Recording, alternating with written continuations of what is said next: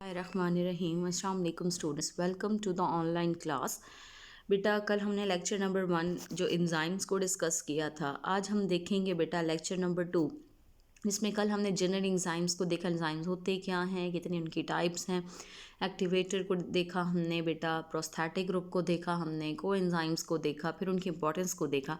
आज जो चीज़ हम डिस्कस करने जा रहे हैं वो हम डिस्कस करने जा रहे हैं बेटा करेक्टरिस्टिक्स ऑफ एंजाइम, कि हमारे पास जो एंजाइम्स हैं इनके कौन से करैक्टर्स हैं, किस तरह के करैक्टरिस्टिक्स इनमें एग्जिस्ट कर रहे हैं। तो वन बाय वन इनको देख लेते हैं।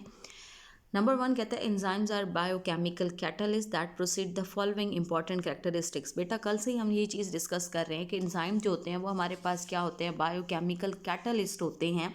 ये बेसिकली बायोलॉजिकली एक्टिव मॉलिक्यूल्स होते हैं और एक्टिव प्रोटीनिक नेचर के होते हैं, जिन्होंने इंक्रीज़ करना होता है केमिकल रिएक्शन को। और फिर जो एंजाइम है इस पे दो साइड्स होती हैं बेटा, एक को हम एक्टिव साइड कहते हैं और दूसरी एक ऐसी चीज़ जहाँ पे एक्टिव साइड पे एक सब्सटेंस आके बाइंड करता है, उसको हम क्या कह रहे थे, सबस्ट्रेट कह रहे थे। तो बायोकेमिकल कैटलिस्ट हैं जो कि रिएक्शन का आपको क्या करवाएंगे बेटा, प्रोसीड करवाएंगे। तो उनकी इंपॉर्टेंस है, नंबर 1 इंपॉर्टेंस बेटा कहते हैं कि जितने भी एंजाइम्स हैं वो ग्लोबुलर प्रोटीनिक नेचर हैं बेटा, क्योंकि जो भी एंजाइम है वो हंड्रेड्स ऑफ अमाइनो एसिड से मिलके बना हुआ है, तो जिसकी वजह से इसको हम क्या कह रहे हैं कि ये हमारे पास क्या है, ग्लोबुलर प्रोटीन है जो एक गुच्छानुमा स्ट्रक्चर बनाएंगे, और वो सारा स्ट्रक्चर आपके पास क्या कहलाएगा, एंजाइम कहलाएगा। पॉइंट्स नंबर 2 में बेटा कहता है कि ये इंक्रीज़ करते हैं the rate of reaction without them self being used up.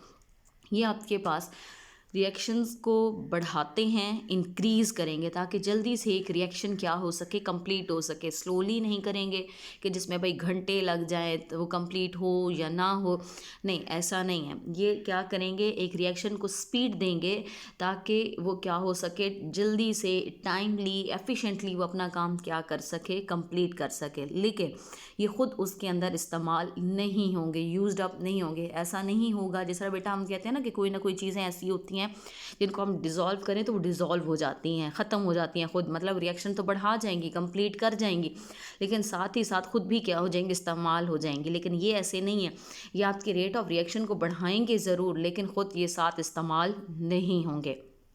तो यही कह रहे हैं सेकंड में कि इंक्रीज़ करते हैं रेट ऑफ रिएक्शन को without them self being used up. फिर पॉइंट नंबर 3 देखते हैं बेटा, there present does not effect the nature और the properties of the end product.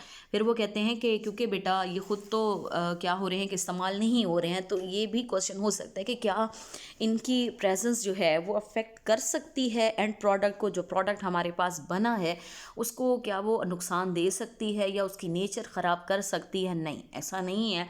इनकी प्रेजेंस किसी भी तरह से ना उस एंड प्रोडक्ट की नेचर को, मतलब उसकी कंपोजिशन को ख़राब करेगी, ना उसकी वर्किंग एबिलिटी को क्या करेगी बेटा, अफेक्ट करेगी, बल्कि इनकी जो प्रेजेंस है वो इस चीज़ की बेटा एक तरह से साइन कहो कि ये वो चीज़ है जो आपके पास रिएक्शन को क्या कर रहा है, स्पीडली कंडक्ट करवा रहा है, लेकिन ये किसी भी तरह से अफेक्शन कॉज नहीं करेंगे।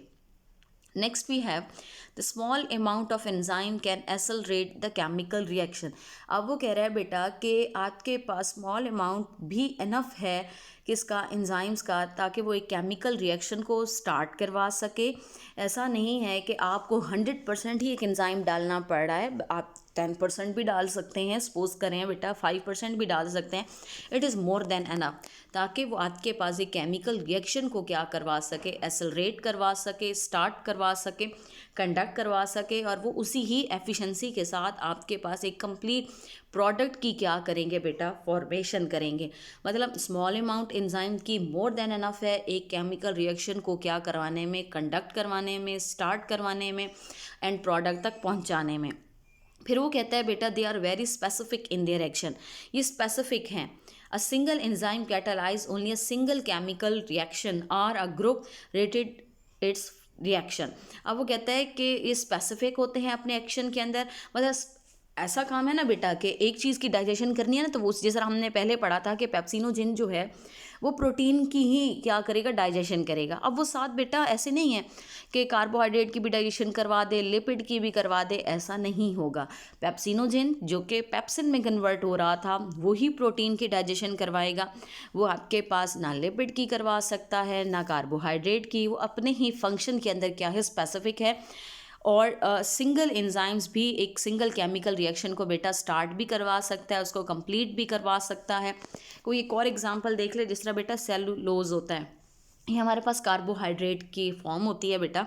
सेलुलोज की अगर हम डाइजेशन देखते हैं तो वहाँ पे हमें एंजाइम जो चाहिए होता है वो सेलुलेज चाहिए होता है। अब सेलुलेज एंजाइम जब तक प्रोड्यूस नहीं होगा, सेलुलोज की डाइजेशन नहीं होगी। सेम इज़ दैट, यही वो एक सिंगल एक स्पेसिफिक बेटा क्या है, एंजाइम है जो अपनी स्पेसिफिक क्या कर रहा है, फंक्शन कर रहा है। सेलुलेज कभी भी बेटा जो एंजाइम है वो प्रोटीन की डाइजेशन नहीं कर पाएगा, वो आपके पास कार्बोहाइड्रेट सेलुलोज की ही क्या करवाएगा, डाइजेशन करवाएगा। तभी बेटा वो कह रहा है कि ये स्पेसिफिक एक्शन के अंदर है, नेचर है इनकी, और single enzyme single chemical reaction या ग्रुप ऑफ रिलेटेड रिएक्शंस को भी क्या करवा सकता है, कंडक्ट करवा सकता है। फिर वो कहता है बेटा 6 पॉइंट में, enzymes are sensitive to even the minor change in pH, in temperature or a substrate concentration। अब वो कहता है बेटा कि ये हमारे पास क्या है, बहुत ज़्यादा सेंसिटिव हैं। सेंसिटिव वो चीज़ होती है बेटा जो फौरी तौर पे किसी चीज़ के गड़बड़ होने की वजह से ना वो खुद ख़राब हो जाती है। डीनेचर का वर्ड हम बेसिकली यूज़ करते हैं। डीनेचर का मतलब होता है बेटा कि स्ट्रक्चर का क्या हो जाना, ख़राब हो जाना।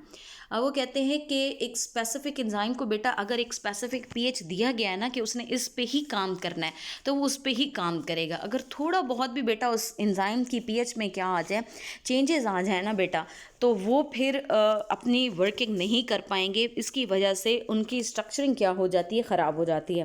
जिस तरह हम बार बार जिक्र करते आ रहे हैं पेप्सिन की, अगर बेटा मैं आपको एग्जांपल दूं, ये जो पेप्सिन एंजाइम है ना बेटा, इसकी जो पीएच होती है वो 2 होती है।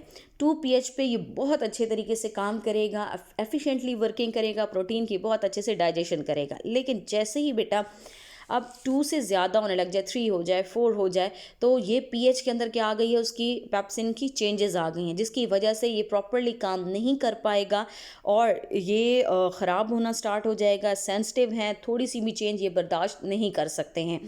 फिर टेम्परेचर की बात करते हैं, जिस तरह यहाँ पे एग्जांपल ह्यूमन बॉडी की लेते हैं बेटा, कि ह्यूमन बॉडी आपको पता है कि 37 डिग्री पे क्या करती है, काम करती है। अब जैसे ही टेम्परेचर के अंदर चेंजेस आएंगी, मतलब ज़्यादा होने लग जाएगा या बहुत कम होने लग जाएगा, एंजाइम उसको फौरी तौर पे बेयर करेगा, मतलब उस चीज़ को एडहेयर करेगा, एडहेयर करने के बाद उसके अंदर क्या आने लग जाएंगी, फौरी तौर पे चेंजेस हैं। तब भी कह रहा है बेटा कि एंजाइम जो हैं वो सेंसिटिव हैं, थोड़ी सी भी चेंजेस जो होंगी वो उसके नेचर में डिस्टर्बेंस क्रिएट करने लग जाएंगी, चाहे वो पीएच की वजह से हो, टेम्परेचर की वजह से, या सबस्ट्रेट की कंसंट्रेशन की वजह से हो। फिर कहता है बेटा 7th पॉइंट में, सम एंजाइम रिक्वायर द को factor for their proper functioning. फिर वो कहते हैं कुछ एंजाइम्स हैं जो रिक्वायरमेंट करते हैं बेटा किसकी, को फैक्टर हम पहले से ही डिस्कस कर चुके हैं। जो नॉन प्रोटीनिक पार्ट होता है एंजाइम के अंदर, वो क्या है, उसको वहाँ पे भी कह रहा था कि वो असेंशियल है। क्यों? क्योंकि वो ब्रिज के तौर पे क्या कर रहा है, काम कर रहा है। तो कहते हैं कुछ एंजाइम जो हैं वो को फैक्टर को रिक्वायर करते हैं ताकि प्रॉपरली क्या कर सकें, फंक्शनिंग कंडक्ट कर सकें। अगर को फैक्टर नहीं होगा तो उनकी फंक्शनिंग बेटा प्रॉपरली परफॉर्म नहीं होगी। लास्ट पॉइंट पे बेटा कहते हैं they lower the activation energy for the reaction. कहते हैं कि ये आपके पास एक्टिवेशन एनर्जी को क्या करेंगे, लोअर डाउन करेंगे। आप एक्टिवेशन एनर्जी को बेटा अगर देखते हैं तो इसको हम ये कहते हैं बेटा कि जब आप एक सब्सटेंस को हीट अप करते हो तो उसमें जो मॉलिक्यूल्स हैं वो मूवमेंट कॉज करते हैं, that's mean the activation energy. जिसकी वजह से अगर वो एक्टिवेशन एनर्जी ज़्यादा होने लग जाए तो एंजाइम का स्ट्रक्चर इसकी वजह से क्या हो जाएगा, डिस्टर्ब हो जाएगा, डीनेचर हो जाएगा और वो प्रॉपरली फंक्शन नहीं करेगा। तो जो एंजाइम्स हैं वो आपके पास लोअर डाउन करेंगे किसको, एक्टिवेशन एनर्जी को। तो बेटा ये थे हमारे पास करेक्टरिस्टिक्स ऑफ एंजाइम। यहाँ से बहुत इंपॉर्टेंट शॉर्ट क्वेश्चन आता है, right down the characteristics of an enzyme. बेटा एक चीज़ ख्याल रखिएगा, एक क्वेश्चन कल आपको मैंने लेक्चर में बताया था, that are the write down the importance of enzyme, और आज बेटा मैं बता रही हूँ कि write down the characteristics of enzyme. इन दोनों में डिफरेंसेस हैं, इनको पेपर में बेटा मिक्सअप ना करिएगा। इंपॉर्टेंस में हमने ये देखा था कि जो एंजाइम्स हैं वो प्रोटीन की सिंथेसिस के अंदर इन्वॉल्व हैं, सेलुलर रेस्पिरेशन के अंदर इन्वॉल्व हैं, फोटोसिंथेसिस के अंदर इन्वॉल्व हैं। और कैरेक्टरिस्टिक्स में हमने ये देखा कि इनकी करैक्टर, इनकी खसूसियात क्या हैं, किस तरह काम कर रहे हैं, किस एफिशिएंसी के साथ काम कर रहे हैं। तो ये हमारे पास क्या हैं बेटा, इनके कैरेक्टरिस्टिक्स हैं। यहाँ पे क्वेश्चन भी बेटा मेंशन है, तो ये आप नोट डाउन कर लेंगे। होप सो बेटा आज आपको लेक्चर क्लियर होगा। That's all, thank you so much.